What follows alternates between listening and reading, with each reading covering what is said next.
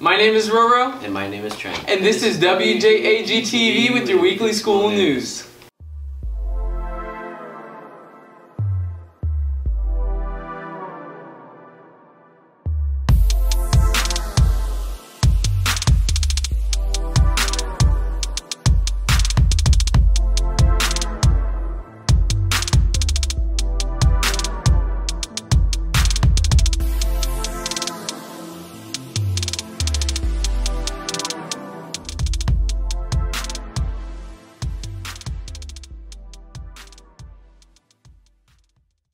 After Ms. Veritek resigned, it was announced that Mr. Maxwell, who had been the interim principal 2 years ago, had gotten the position.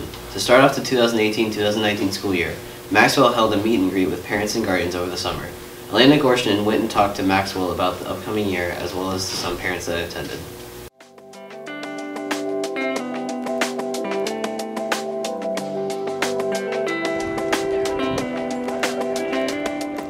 This school year, Cedar Shoals has welcomed a new principal with a familiar face to the family. Because of his position here in 2016, Mr. Derek Maxwell has been part of Cedar Shoals and has built a strong relationship with many students and faculty. One thing that I've always tried to do is just to establish a lot of positive relationships with the students and with their parents and with the teachers. And you know, mutual respect, being open, inviting. At a meet and greet before school started, Maxwell met with parents and students to discuss his ideas for maintaining Cedar's family-like atmosphere. He'll be great at engaging with students, you know, across.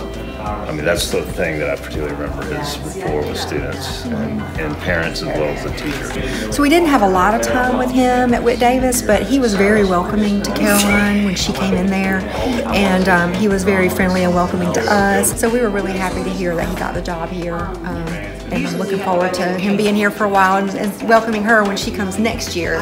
So we're going to be specifically looking and working deliberately on improving the climate of the school, and that's not the climate for just students or just parents or just teachers, but it's the entire overall climate and culture of the building. What I really am hoping to see is a principal that's really involved in the community and that is not just here 8 to 5, but is here, you know, all the time and interacting with the community. It's a tough place to work. Any school is a tough place to work, and we want this to be a place where students want to be here, faculty wants to be here. You know, everyone is coming here for the same vision, just to make the place better. So if there's any negative things that anyone thinks across the board, let's just press the reset button. Where I'm asking teachers to do that, I'm asking parents to do that, I'm asking students to do that, I'm doing that myself, and so we can all start off on this common ground and just kind of move forward together. Esports have been around since the beginning of multiplayer gaming. However, it has recently skyrocketed in popularity. Trent Dennison explores the history and details of competitive gaming.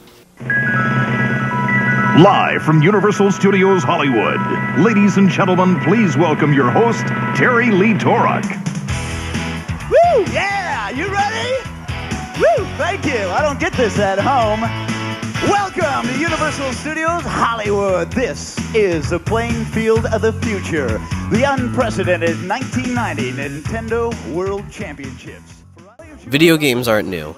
Neither is competing to see who's the best. But when our parents were kids, the idea of living off of playing video games was just a fantasy, but not so much anymore. Esports have been growing in popularity over the last couple of years. This year, the Dota 2 International hit the biggest prize pool of any esports tournament of all time, with over $25 million. Epic Games announced that they would be spending $100 million across many Fortnite tournaments throughout the year.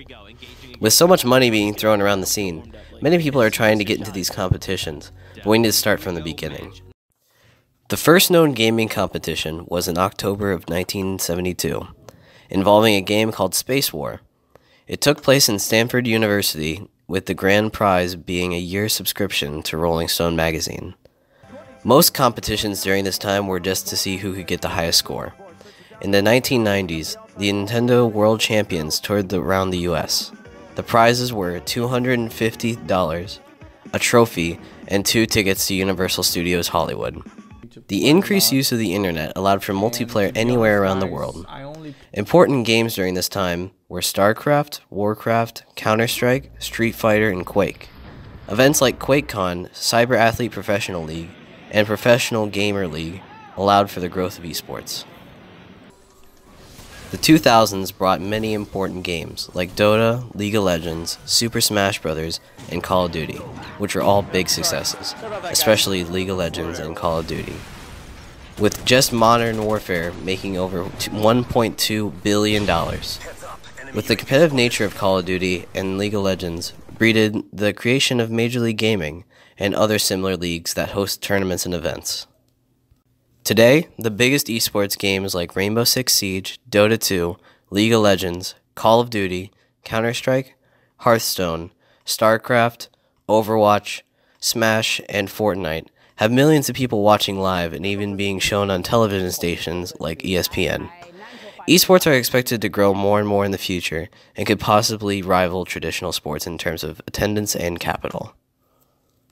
Over the course of high school, students feel like the days blend together.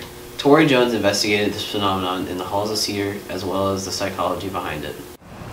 Today's series on Tori With the Story comes a time for understanding. We'll be learning about students and reasoning with psychology majors and classes you can take when you're feeling like you have the same mentality as you get to another chapter in your life. Check it out. They still say they freshmen, and they still say they're immature and stuff. Saying I'm too serious for like the childish game now, so I'm taking my education more serious because I can see what I can do in the future with it. Because I still think I'm in my freshman year for some reason, but it's because time went by, stuff went by so fast. From 9th grade, I expected myself to come in as hard as I should have did, but I didn't. But my 10th grade, I just want to come in hard, and I need to humble myself more, so I can be successful and listen instead of talking when folks are talking to me and telling me something good. My mama just tell me to humble myself, and she tell me to be successful and listen to the teacher because they wouldn't tell you nothing wrong. Honestly, like there's not a lot of, not too many differences. There is differences based on like workload and the classes you take. Like last year I only took 1 AP class, and this year I'm taking 3. So the workload that I get from my teachers is a bit different, but like emotionally, like on the inside, I don't really feel any different. Last year I was like, oh my gosh, juniors. Like I thought of them as so much older and like so much more mature. It's a whole lot different. Freshman year, I didn't have nearly as much homework as I do now. So now being a junior, you're like more used to high school, and now you have more workloads and you have more homework that your teachers could give you because they know that you're used to like high school. I worked hard back then, I work hard now. I have the same friends. I mean, I made new friends, but I also have the same, group of people that I hang out with. Your determination has to be the same, your work has to be the same, your work ethics have to stay the same. You still have to put as much work as you put in the previous year. When you're a junior, you have 1 more year and then you're off to college. So just having that path in front of you and just knowing what you want to do later. Well, I don't feel like I'm really a senior because I just feel like it went by too fast and I'm not ready to, go out in the real world yet. Well, some people say, it's stressful about trying to pass all your class and walking on time. And other people say it's stressful about applying to colleges. Yes, I feel like 9th and 10th grade was a little bit easier, but when I got to 11th grade, it was very challenging. Do you feel like students change their state of mind when they enter into the next grade? I feel like it depends on whether the student is fully in the next grade or not. A lot of students will go into their junior year maybe with sophomore credits, and so they have to take very sophomore level classes. So going into freshman year is always kind of scary because you're making the decision to go into high school, and going into your junior year might be a bit scary because there are all these life things that are happening. So you're getting your license, or you are taking the SAT or ACT, and then you're starting to decide about what career you would like. Sometimes we are not aware of how we change, although we are changing. 9th through 12th grade is a very busy time as far as like high school requirements, but then also developmentally. I think students are in the process of trying to figure out who they are, like apart from their parents and their families and things of that nature. We often are not aware of like the changes that other people outside of us see. Things are still going accordingly, but I think oftentimes people outside of us see more of how we've changed during those time periods before we do.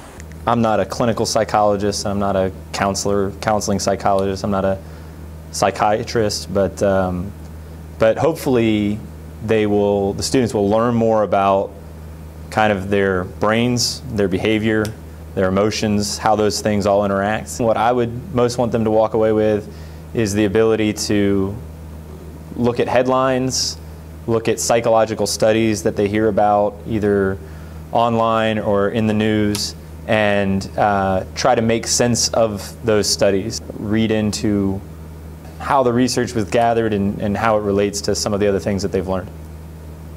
Sometimes your behavior and attitude has a big impact on the state of mind, but you have to be wise. I hope you learned something today, but join me next time with Tori with the Story. Terrapin held its first Music and Arts Festival on August 11th.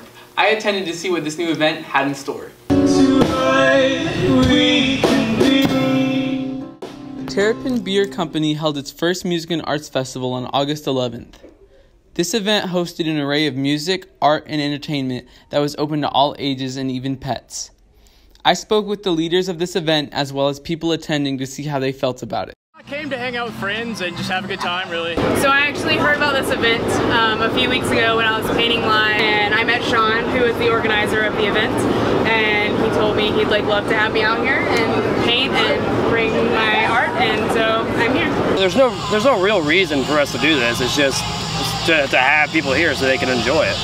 So it's people who know how to have a good time. People had positive things to say about the event's atmosphere. I mean, well, there's a lot of families here right now. They have their pets, their children. They've got tents set up. They have food trucks. So even for the little ones, I guess, who don't partake in the beverages, there's plenty of food. Yeah. Oh, it's a good time. Even if you're not old enough to drink. I mean, we're at a brewery, but it's a good atmosphere. I mean, if you like live music, if you like music festivals, one at a brewery is fantastic. I mean, you have a giant field, you have cornhole, you have frisbee, you have music, Chick-fil-A is here. You know, breweries in Athens, what are you going to have? You're going to have nice people wanting to have a good time. I've had a lot of people come in here and look at my art and ask me a lot of questions, so that's been fun. So overall, it's an awesome vibe. Very warm and receiving crew. The staff is amazing, and the facilities are great. Events like these strengthen Athens' sense of community. Well, I think every single artistic festival that Athens holds has something for everyone. You know, you can come here and see a band that you've never heard of that you love, and you can buy their album, you can follow them, you can see them wherever else they're going to be playing in Athens. I think it's warranted to say that people getting together for the sake of something as silly as a music festival that's bringing people together is good for the community. Just taking a step back from everything that's going on, especially in the political climate that we're in now. I don't think it can hurt. The number one reason I would say is because of networking. The amount of people you can meet is highly underrated in most people's eyes. And you know, if you come for the party, it's a party, and you can find that anywhere. But there's good people here. There's families, there's business owners, there are entrepreneurs, and lots of good conversations. Yeah, like come and meet people, and you never know what you'll find out. Sean has high hopes for this new event. This is the first year that we've done this, and there were a little bit of hiccups today, but it went incredibly well. I'm very, very pleased with how it went. And I think that we had enough of a turnout to where Terrapin would want to do this again next year, and we can make it a bigger program next year. There'll be more money involved in it. Athens is known for its art and music, and that reflects through our community. Yeah, Athens, that's why I love Athens, that's why I moved back to Athens. Being in Athens is part of a big community which involves art and culture and music and just awesome people, and I'm happy to be a part of this event, and I'm happy to be a part of all these kind of events by painting live and having my booth set up. And I think Athens really supports artists in general, musicians also, and it's a great community. Now to sports.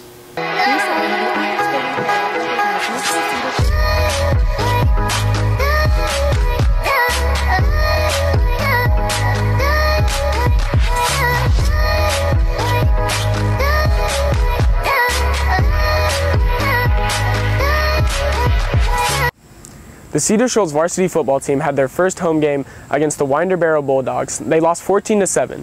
Head coach Leroy Riles and varsity player Jaden Williams gave us some insight on the game. Last Friday night, the Cedar Shoals Jaguars hosted the Winder Barrow Bulldogs, two teams with strong defenses likely to be a very low-scoring game.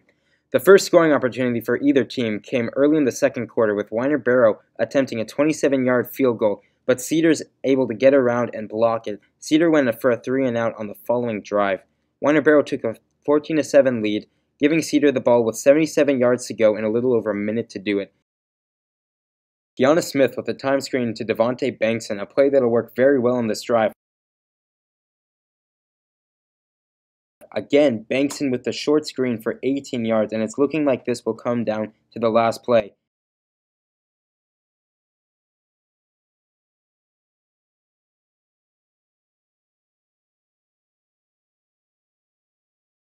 Cameron Hudson with a catch and go for another first down and plenty of time for Cedar to score a touchdown. However, Cedar's 1-minute drive fell short with the missed handoff, fumbled, recovered by Winder Barrow, and they were able to ice the game. Kiana Smith threw 14 for 24 for 179 yards. That's 18 more pass attempts than he had last week. For Winder Barrow, Jamar Mack had 17 carries and 62 yards. This Friday, Cedar Shoals will travel to Evans, Georgia to play the 0-1 Greenbrier High School Wolfpack in their third non-region matchup of the year. Greenbrier lost to Statesboro 7-3 last week. They played hard for 4 quarters. We're playing hard right now, which is a good thing, and we're gonna be fine. We just gotta make some adjustments. It was pretty good. We had some goods and some bads. Obviously, we lost. Osiris Walker had over 100 yards in the previous Madison game. Why did he not get as much action in this one? Well, he got just as much action, but some of the credit goes to Winder Barrow. They had a pretty good defense, front four, and just we had to throw it a little more than we wanted to, but that's the way it works. You started to pass the ball a lot more than you have in the previous game. Why did you choose to do that? Because of their front. It was hard to run against them. What do you hope to improve on moving into the next game? Just get better at what we do and make the adjustments we need and just keep playing hard. Cross country had their first meet last Saturday at Jackson County. Top runner Cam Bush and head coach Justin Rebich gave us an insight on the meet. My goal for the next meet is for sure beat my previous time, 18:30 something.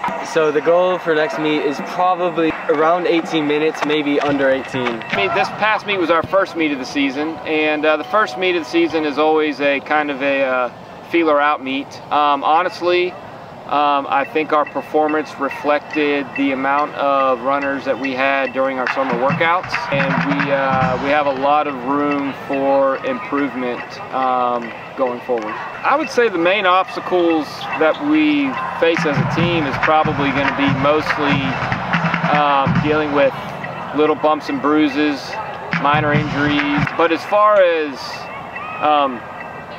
struggles go, the biggest thing is we need runners for cross country. My goal is to see improvement in the athletes each and every week. I think if we're improving every week, then they're doing what they're supposed to be doing and I'm doing what I'm supposed to be doing as a coach.